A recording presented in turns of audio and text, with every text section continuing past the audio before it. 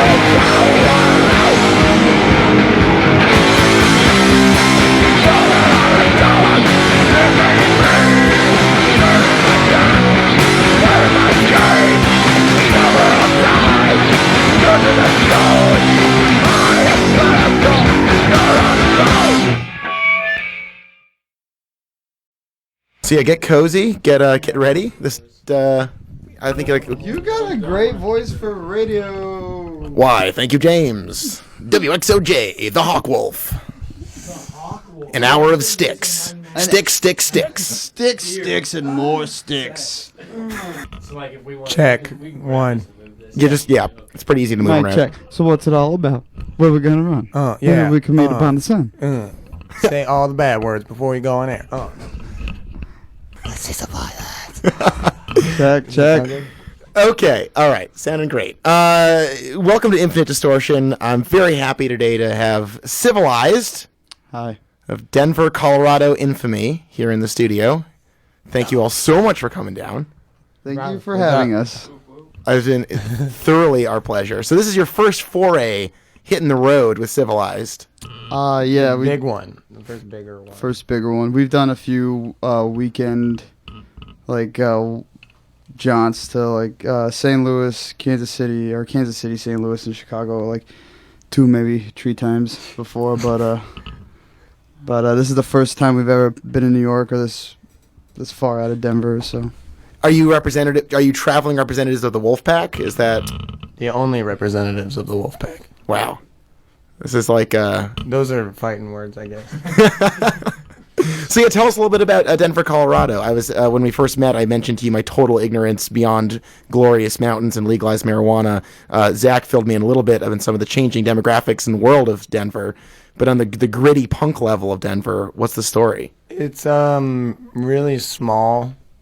There's only like a handful of bands, and we're lucky to have a couple long-running DIY spaces to have shows at, which is really great, and should promote new bands, but no one does, so we did it. So what did that involve? Like, what did you have to learn new skills? Did you have to like? When we started this band, it was kind of a learning curve. it was completely a learning curve. Like me and James had been in bands together for a long time, but never with him on drums, and this was Michael's first band on guitar, and we found these other people. Eventually we were able to find enough good enough players. I don't know, like fellow musicians. So the best punk session players in all of Denver. Well, it's just like the 2 newest members, Jeff and John. They moved, they just happened to cross paths with us through moving to Denver. And I don't know, if it wasn't for them, I think this newer material wouldn't be nearly as good. Everybody pulls their weight around this band, but it just gave it that much more power, and then all the pieces fit. Finally, we went through quite a bit of bass players. All were this great, band. but they just none of them. Well, just things didn't work. Like our schedules and stuff. first bass player, he moved to Boston. Our second one, she's a really good friend of ours, but she just couldn't. Scheduling wasn't right, so it was tough to get practices going, or sometimes we'd go 3 weeks without practicing, and we're used to practicing every month, or I mean every month, every week. We practiced once. Only once. So you talked about this transition of the band going through different members and stuff. Can you talk about the process from the demo to the 7-inch that you're touring on now, Dust and Blood, out now on Youth Attack Records? That was a good pitch. Yeah, I'm full of them. So yeah, just to reboot the question, you talked about these new members coming in and out of the group. There's clearly been a lot of development from the demo to the 7-inch, which is excellent, Dust and Blood.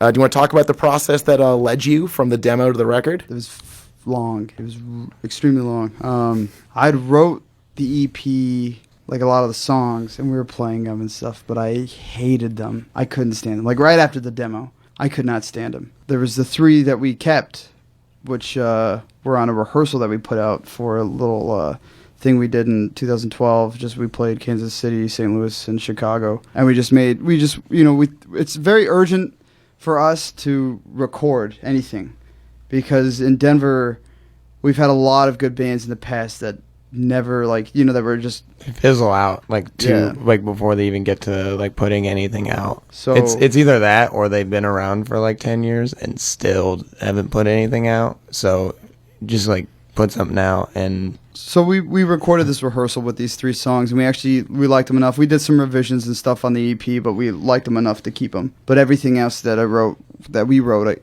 was just crap. It didn't work, and it sucked because we were ready to record. So I scrapped everything except for those 3 songs, and we all collectively wrote "Dust and Blood." I think it's a way better direction than what we were going to. We were playing a lot of mid-pace songs, and that's something I'm not into. It was just coming out of me.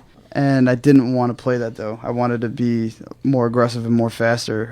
Everything that we like is all from the 80s. Those are, our biggest influences. This wouldn't be a real interview if I didn't ask you to list a couple bands that you have in mind when you approach writing material. It varies. It really varies. But a lot of, Unit Pride. There's, because all that they do all these cuts and tempo changes and short little things. Maybe not we wanted overtly pausey stuff. We wanted to sound more dynamic than what we were sounding like. We wanted loud and clear. A more push to it. We hated what our peers were doing, and we wanted to push it. Bands anywhere from The Abused, Antidote, early New York stuff. Obviously DC is there too. Even later New York stuff was a big influence, Breakdown. The one I said Michael didn't like. Raw Deal. Raw Deal. Raw Deal. Altercation. Basically, if New York moved to Denver. This just varies, because we all listen to so much stuff, and we listen to older Denver bands and stuff, but nothing's nearly as influential as these other bigger cities. But we also try. So what I wanted to do is I wanted to take this sound that we've liked for a while, just from early 80s to mid to late 80s, East Coast hardcore, and kind of put our own spin on it, and do something with a little modern sound, a mix between them, modern and old. Well, the record has a real fluidness to it, and it's really muscular. I like it a lot because you hear there's so many tropes in hardcore, and there's so many ways where it's how are they going to use the breakdown? How are they going to use the bass break? And there's something about what you've done, I think that transcends a lot of that, and I like it a lot. So thank you. Horn tootin' tooted, but you can keep tooting, man. We definitely don't hear that ever. Yeah, well, so I have to ask, you're put in sort of a funny situation where you've talked about sort of feeling from an isolated, somewhat difficult to develop scene in Denver, and your first record and your first demo were sort of distroed and released by one of the highest profile, most famous labels in contemporary hardcore, Youth Attack, and I was interested in what that experience is like to come from a scene that seems kind of stagnant and then suddenly leap into what feels like the spotlight of the hardcore culture that we live in today. It kind of doesn't feel that strange. It's the one really great thing is that there's so much support. Mark is fully backs you and totally champions you, which is really rad, which we're not used to back home. I don't see us any higher or lower than anyone else. I mean, that's we never do, but it feels different to actually hear somebody pay us a compliment, because that never happens, ever, back home. There's friends, but outside of that, nothing else. We hardly get much. I mean, that's not to tear down Denver at all. The few people that are supportive are beyond supportive. They really, tight. Yeah, and they really like what we're starting to do as a group of like-minded friends. But outside of that, for hardcore, Denver's kind of hard for hardcore. And not the good hard. Not the good hard. People don't really seem to care. It kind of just falls flat. Which is fine, because we'll keep doing it. Now, Zach, you'd mentioned that you guys play warehouse spaces in Denver. What other venues are there in Denver beyond spaces like that? Well, the warehouses that I was talking about is on this block called Brighton Boulevard, and it's this industrial district that's getting these new construction projects, and probably will be phased out in the next couple years. But it's 2 warehouses right next to each other, and then this house next door, and all of them put on shows. So that's kind of a hub now. and it's like very varied music. Like one will have like a dance show or a noise show, and then the house next door is almost exclusively like punk hardcore shows. That one's newer, and I don't know how long it's gonna last because like a cranky old lady lives next door. But then the other one, it's this place called Seventh Circle. Used to be called the Blastomat, but it changed management, and that used to be like a crusty squat house with a garage. Now it's like a little more legit. Like that's probably like the most legit DIY space in town, but it's hard to play there because they have like 200 plus shows a year, and they're all booked like way in advance. So, and then like sometimes you'll have like a house show or like play at, if you're like a big band, you'll play at like the Marquee, the Summit, all these like legit venues that places will never have a play. bar. Yeah. And we've asked to play a couple of those shows, but we never get put on because we don't bring people to the bar, which is fine. Well, it's something to work on and improve on as the band continues, I guess. A more bar friendly appeal. No. Are you all lifelong Denverians? And before we continue, can we qualify Denverian as a term? I think it's Denverite. Denverite? All right. But I don't know. I just say it's all right. it's I. I just say we're from Denver. Coloradan. But no, not all of us are from. But you weren't born. I was born in Denver. But yes, okay. I've lived you here. You weren't though. Let me ask the hard question, Zach. Will you die in Denver? Hopefully not. I just want to like disappear in the mountains. I think that's like our kind of dream, but things are getting like, I'm serious. Like one of my goals is to just get as far away from the city as I can. Whoa, dude. Can't stand it. Hard F. I can get bleeped. I can't stand what the city's become.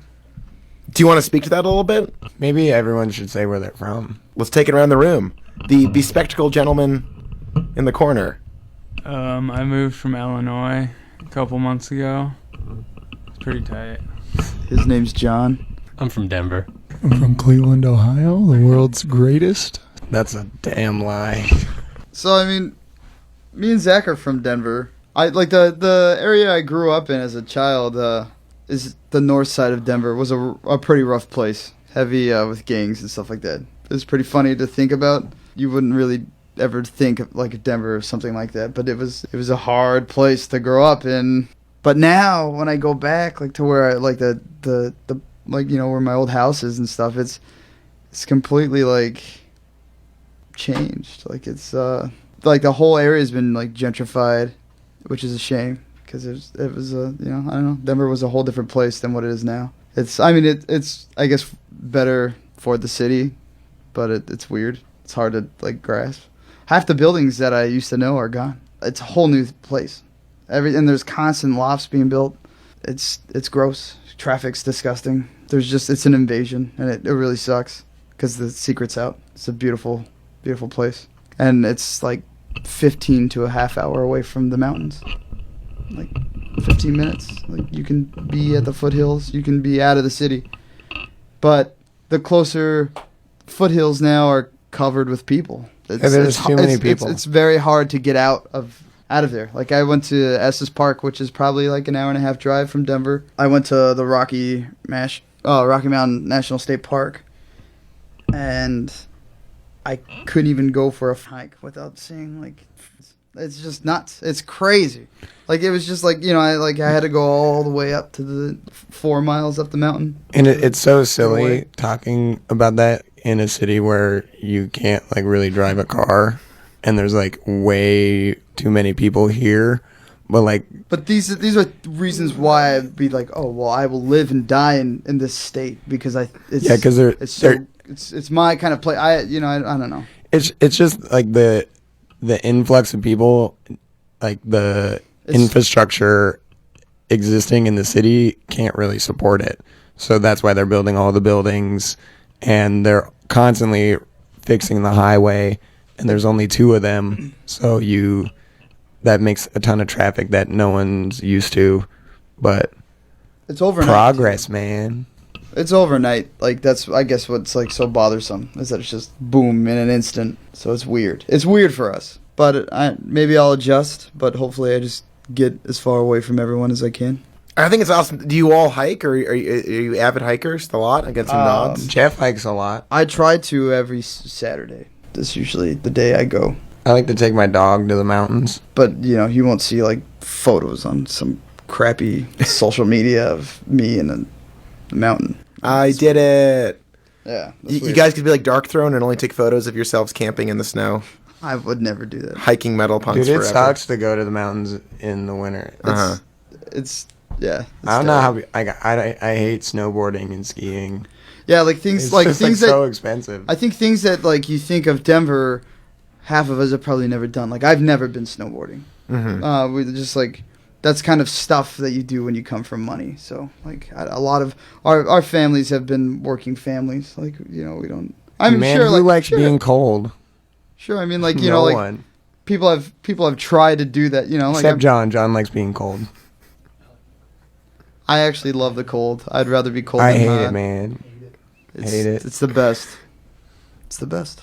So where are you guys in your lives right now? Like, what are you up to in Denver beyond Civilized? Too many bands. I went to art school and I graduated, and now I'm just here with my job. If you're comfortable. I'm a physicist. Wow, Yeah, he's getting his PhD. that's really cool. Thank you. I go to school for history. I work at a bank. It's Citibank. Yeah, I'm a photographer for this like Colorado furniture warehouse. It's like based out of Colorado. What do you take pictures of? Furniture. Tigers. Wait, sorry, back up. Furniture and tigers. Yeah, there's like this dude just has like a bunch of tigers. Like white tigers. White tigers. That's amazing. This furniture tycoon. Yeah. Yeah, And he's- he pays for everything in cash. For real. Yeah, his name's Jake Jabs, and he owns American Furniture Warehouse. Yeah, but he has all these like baby tigers like laying on all of his crappy furniture. Is it like Unfinished Arizona? I don't know what that is. From Raising Arizona, the Coen Brothers movie? The guy whose kids they kidnap, he has a unfinished furniture company. Something about furniture companies, I don't know. It hits a chord. Oh no, this is like suburban furniture, and yeah, he's tight. He's been having those same tigers for like 15, 20 years. He's been in the game. That's good to know he's not churning through the tigers. Like there's some longevity to the tigers. That's comforting. They're always baby tigers, so I don't know what happens to them when they get older. They're released into the mountains, and they'll start thinning out the tourist population. I would hope. All the bears. So, what are some of the things that Civilized addresses in its lyrics, or do you want to speak to that, Zach? It varies a lot. Mainly Vengeance. vengeance, just like revenge. Reacting to something like off the top of the head doesn't really come naturally to me.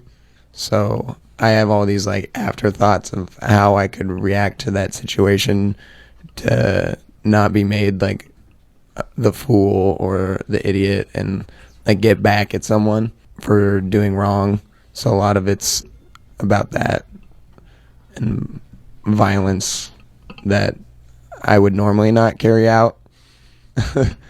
But it's like in my head, bringing to light negative aspects of people, subtly exposing them for like what they really are or like what I think they are.